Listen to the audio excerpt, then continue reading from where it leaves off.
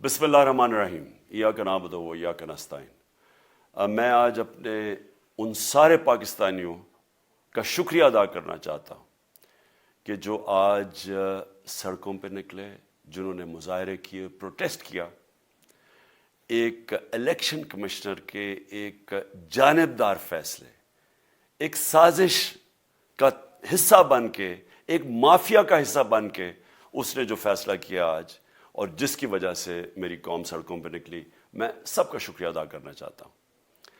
پہلے تو میں اپنی قوم کے سامنے یہ رکھنا چاہتا ہوں یہ کیا فیصلہ ہے، یعنی یہ توشہ خانہ کیا چیز ہے۔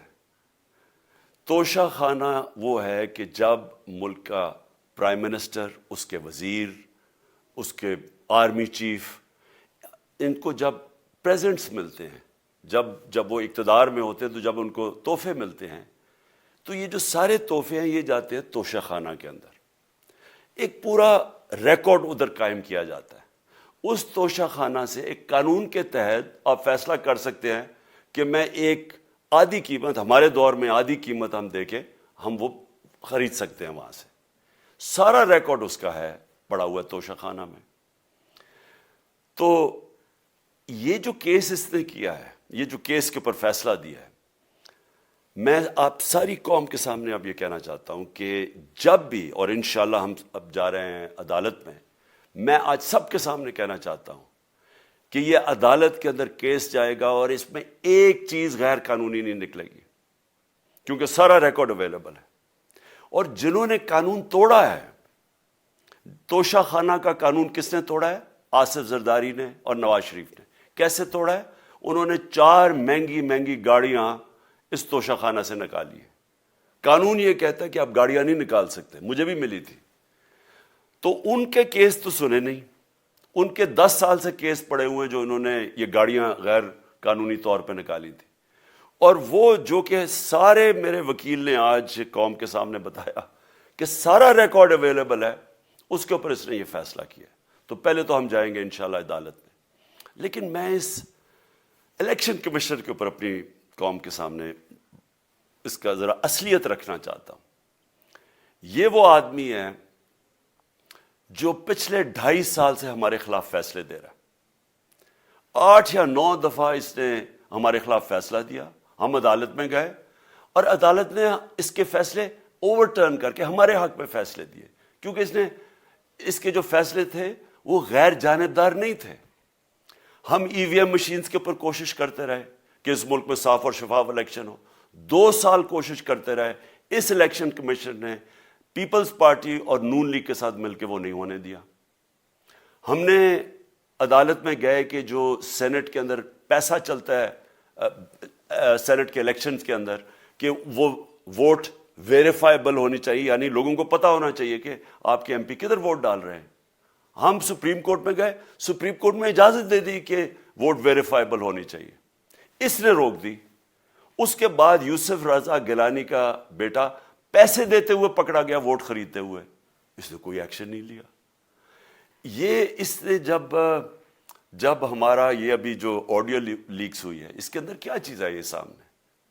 آڈیو لیکس میں یہ سامنے آئی کہ نون لیگ کے ساتھ بیٹھ کے یہ فیصلے کر رہا تھا کہ کون سے حلقے ہمارے کمزور ہیں اور کدھر پی ڈی ایم کی ووٹ جو تھی ہمارے حلقوں سے دگنی تھی۔ اس نے ان کے ساتھ بیٹھ کے فیصلے کیے۔ یہ جو ابھی حال ہی میں الیکشن ہوئے ہیں، اسی الیکشن کمیشن نے، اس نے پہلے بھی جب پنجاب کے بائی الیکشن ہوئے تب بھی پوری الیکشن کمیشن کی مشینری نے ان کی مدد کی، اور اس کے گورنمنٹ بھی پنجاب میں انہی کی تھی، گورنمنٹ کی مشینری نے بھی پوری مدد کی۔ اس کے باوجود دونوں دفعہ یہ الیکشن ہار گئے، اور الیکشن اس لیے ہارے کہ پاکستان کی قوم ان کو ریجیکٹ کر بیٹھی ہے، اور اللہ کا شکر ادا کرتا ہوں ہمارے ساتھ کھڑی ہے۔ جب ہماری گورنمنٹ گئی تب سے یہ مافیا کوشش کر رہا ہے کہ تحریک انصاف کو ختم کرنے کی۔ پہلے تو انہوں نے گورنمنٹ گرائی بیرونی سازش، پھر انہوں نے کروڑ روپیہ خرچ کیا، 20 یا 25 کروڑ روپے کی ووٹیں خریدی، لوگوں کو لوٹا بنایا، ہماری گورنمنٹ گرائی۔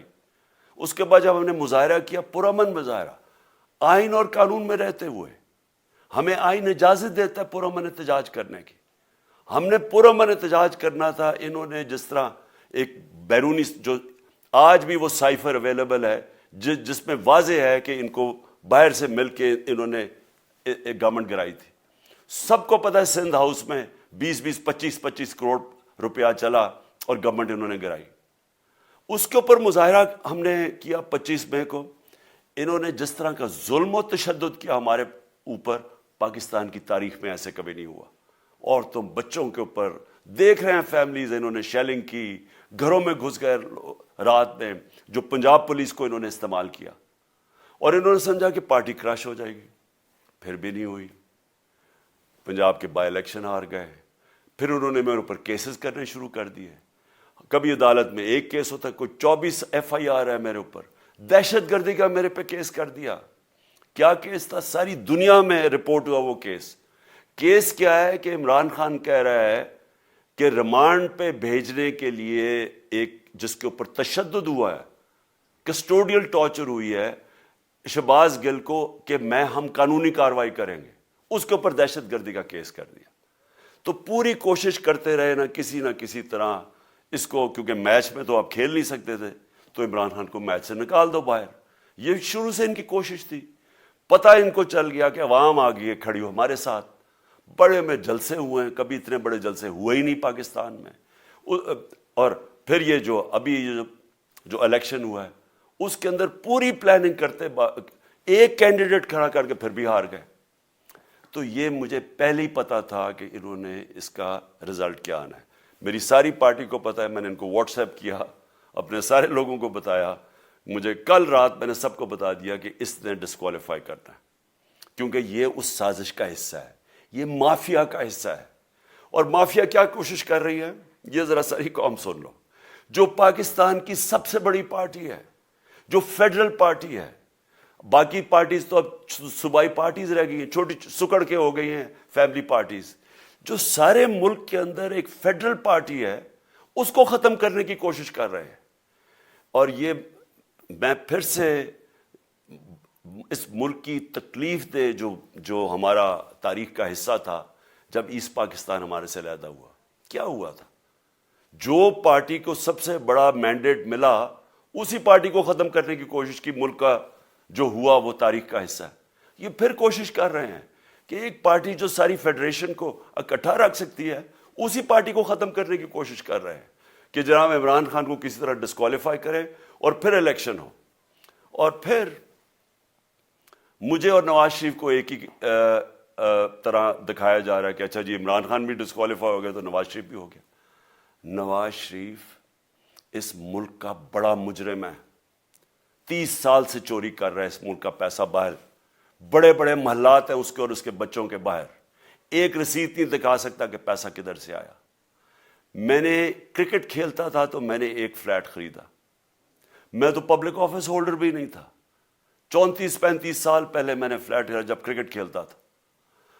اس کے باوجود میں نے 8 مہینے عدالت کے اندر ایک ایک رسید بتائی کہ مجھے کدھر سے انکم آئی, کدھر سے آمدنی آئی, اور باہر سے حلال کے پیسے کی جو میں نے جو خرچہ جو خریدا فلیٹ, اس کو جب بیچا بینک کے تھرو پاکستان میں پیسہ لے کے آیا, اپنے ملک میں پیسہ لے کے آیا. اس کی بھی منی ٹریل تھی. عدالت نے مجھے صادق اور امین کہا, اور مجھے مقابلہ اس آدمی سے کر رہے ہیں جو اربوں روپے کی پراپرٹیز لے کے بیٹھا ہوا ہے. کبھی کوئی جھوٹ بولتا ہے کہ جی مجھے قطری کھاد کے جی قطری نے پیسے دے دیے, کبھی وہ کہتا ہے یہ ہے وہ ذرائع وہ فیل ہو جاتا ہے. وہ بیٹی کہتی ہے میرے لندن تو چھوڑو پاکستان میں کوئی پراپرٹی نہیں, اور پھر پراپرٹی نکلا. یعنی جو بتا ہی نہیں سکتے کہ اس ملک سے باہر اربوں روپے کی پراپرٹیز ہے, اور اس کو اور میرے ساتھ کر رہے ہیں کہ جی اب دونوں ڈسکوالیفائی ہو گئے. اور جو سب سے شرمناک چیز کیا ہے کہ جس آدمی کی ساری پراپرٹی سب پاکستان سب ڈکلیئرڈ اپنے نام پہ, اس کو ڈسکوالیفائی کر رہے ہیں, اور یعنی میچ سے باہر رکھنے کی کوشش کر رہے ہیں. اور کن کو اس ملک میں بچایا جا رہا ہے؟ اس ملک کے بڑے بڑے مجرم جن کے اوپر اربوں روپے کے کیسز ہیں, وہ آ کے پہلے تو ان کو سازش کے تحت ملک پہ بٹھایا جاتا ہے, پھر وہ قانون اسمبلی میں بیٹھ کے نیب کا قانون چینج کرتے ہیں اور 1100 ارب روپے اپنا معاف کروا لیتے ہیں. قوم جب نیچے پسی ہوئی ہے آج مہنگائی میں، بے روزگاری میں، 6 مہینے میں انہوں نے ملک کدھر سے کدھر پہنچا دیا ہے. آج دنیا کہہ رہی ہے کہ پاکستان قرضے نہیں اپنے واپس کر سکتا، ہمارے بانڈز کریش کر گئے ہیں، ہماری انڈسٹری نیچے جا رہی ہے، ہمارا فورن جو پاکستان میں ڈالرز آنے تھے ایکسپورٹس بھی نیچے جا رہی ہیں، ریمیٹنس بھی نیچے جا رہی ہے، ملک کی دولت کم ہو رہی ہے، گروتھ ریٹ نیچے چلی گئی ہے، کسان علیحدہ سڑکوں پہ نکلے ہوئے ہیں، ٹیکسٹائل انڈسٹری وہ 20% بند ہو گئی ہے. 6 مہینے میں وہ پاکستان کو یہاں لے کے آئے ہیں اور اپنے صرف پیسے بچا رہے ہیں، صرف آ کے اپنی چوری بچا رہے ہیں. اور جو آدمی 26 سال سے سٹرگل کر رہے ہیں اس ملک میں، قانون کی بالادستی ہو، انصاف ہو، احتساب ہو، اس کے اوپر کیسز کر رہے ہیں اس طرح کے، صرف اور صرف میرا منہ بند کرنے کے لیے. میں آج اپنی ساری قوم کے سامنے یہ آپ سب کے سامنے یہ وعدہ کرتا ہوں کہ میری جتنی بھی زندگی ہے وہ ان چوروں کا مقابلہ کرنے کے لیے. میں اس کو سیاست نہیں سمجھتا، میں اس کو جہاد سمجھتا ہوں. یہ جو مافیا بیٹھا ہوا ہے جس کا یہ حصہ ہے یہ الیکشن کمشنر، میں جب تک زندہ ہوں میں ان کا مقابلہ کروں گا. میں اپنے سارے آج جو پروٹیسٹرز بیٹھے ہیں، میں آپ سب کو آج پہلے تو شکریہ ادا کرتا ہوں. اب میں کہتا ہوں کہ اب آپ پروٹیسٹ ختم کر دیں. آج آپ پروٹیسٹ اب ختم کر دیں، کیونکہ لوگ اس وقت مشکل میں ہیں اور میں نہیں چاہتا کہ میری قوم مشکل میں ہو. لیکن آپ سب تیاری کریں. میں نے کہا تھا مہینے کے اینڈ میں لانگ مارچ کروں گا، اور میں پوری طرح انشاءاللہ اس ملک کی تاریخ کی یہ سب سے بڑا پروٹیسٹ ہوگا. اور یہ صرف لانگ مارچ پہ ختم نہیں ہوگا، یہ میری حقیقی آزادی کی تحریک چلتی رہے گی جب تک اس ملک کے اندر قانون کی بالادستی قائم نہیں ہوگی. اس طرح کے چور، اس طرح کے ڈاکو، اس طرح کے مافیا، اس طرح کا یہ کرپٹ الیکشن کمشنر جب تک یہ بیٹھے ہیں میری یہ تحریک چلے گی. اور میں اپنی ساری قوم کو آج کہہ رہا ہوں کہ یہ ملک ایک فیصلہ کن موڑ پہ ہے. اگر ہم جو اللہ کا حکم ہے کہ ظلم اور ناانصافی کے سامنے کھڑے ہو، جہاد کرو، اللہ کا حکم ہے امر بالمعروف، اچھائی کے ساتھ کھڑے ہو اور اس طرح کے چوروں کے خلاف کھڑے ہو، جب تک ہم قوم اس فیصلہ کن وقت پہ اب جدوجہد کرنے کے لیے تیاری نہیں کریں گے، ہم ان چوروں سے اپنی جان نہیں چھڑا سکیں گے. جہاد اللہ نے ہمارے پہ فرض اس لیے کیا ہے کہ جب ہم ظلم کا مقابلہ کرتے ہیں اپنی بہتری کرتے ہیں، ظلم کم ہو جاتا ہے. جب ہم اس طرح کی ناانصافی اور ظلم کے سامنے سر جھکاتے ہیں ہماری معاشرہ تباہ ہو جاتا ہے. جب معاشرہ اچھے اور برے کی تمیز ختم کرتا ہے، یہ چور جا کے ملک کا فیصلہ کرتے ہیں، وہ معاشرہ کو تباہ کر دیتے ہیں. ہم آج اس فیصلہ کن وقت پہ کھڑے ہیں. میں آپ کو کال دوں گا، پھر سے میں آپ کو کہوں، اور انشاءاللہ اس ملک کی تاریخ کی یہ سب سے بڑا مظاہرہ ہوگا، یہ سب سے بڑی پروٹیسٹ موومنٹ ہوگی، اور یہ رکے گی نہیں. اب یہ جب تک ہم اس ملک کو حقیقی طور پہ آزاد نہیں کرتے، یہ میری پروٹیسٹ موومنٹ اب چلتی رہے گی. پاکستان زندہ باد.